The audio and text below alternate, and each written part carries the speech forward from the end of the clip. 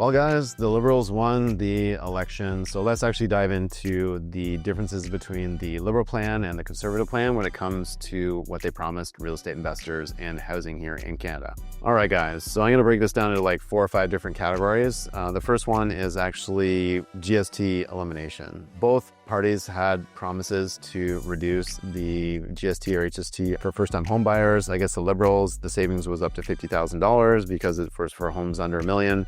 And Conservatives, it was up to $65,000 because their upper threshold was $1.3 million. We have their annual housing supply target, nearly 500,000 homes per year. And for the Liberals and for the Conservatives, it was going to be 460,000 homes annually.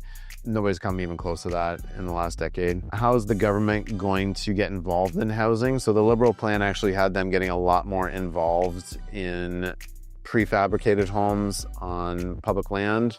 I'm a little bit concerned about that because that could just be like the government getting in bed with your housing, whereas the Conservatives actually want to tie this more into incentives, selling 15% of federally owned properties.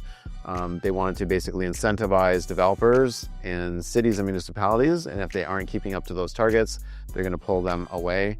And not in my backyard type plans, which is interesting. Affordable housing, Liberals want to do $10 billion of low-cost financing and investing in more remote areas of Canada, whereas the Conservatives, I thought they had a really great plan here where it was more about training apprentices, right? Up to 350,000 apprentices, which is what we need. We need more people in the trades here. We can only get so efficient and use AI and technology to build homes. Come on, guys, at the end of the day, we actually need bodies and people to do this.